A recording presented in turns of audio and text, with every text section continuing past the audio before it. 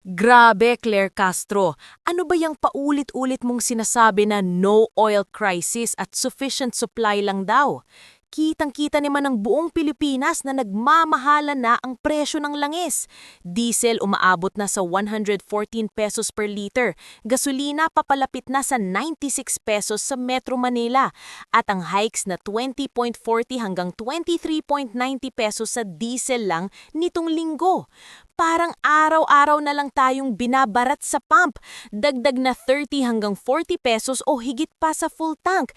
Tapos sasabihin mo, price disruption lang yan dahil sa Middle East? Ano yan? Technicality para makaiwas sa responsibilidad? May supply nga raw, may negotiations pa para sa 440,000 at 600,000 barrels. May crisis committee pa nga iniutos ni Pangulo. Bakit kailangan pa ng lahat ng yan kung wala namang problema? Parang sinasabi mo sa mga jeepney drivers, delivery riders, mga nanay na nag-aaral ang anak, relax lang kayo, may langis naman, hindi naman shortage. Habang ang gastos nila sa pamasahe, sa pagkain, sa lahat ng bagay, tumataas ng tumataas dahil sa fuel prices na record high na. Ito na yung tunay na problema. Hindi supply crisis, kundi affordability crisis.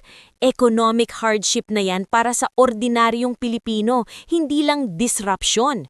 Downplaying mo yung sakit na nararamdaman ng milyong-milyong tao sa simpleng no crisis declared at puro assurance na stable at uninterrupted.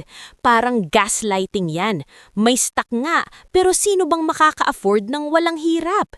Dapat mas tapat ka, hindi puro paliwanag na parang hindi ramdam ang realidad ng bawat pamilya na nahihirapan ng mag-budget dahil sa presyong to.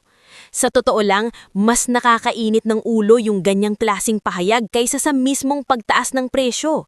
Tayo yung nagdurusa dito araw-araw, hindi kayo sa Malacanang. Sana magising kayo at magbigay ng totoong tulong, subsidy, price freeze o kahit anong immediate relief, hindi yung puro denial at technical terms na walang kwenta sa bulsa ng tao.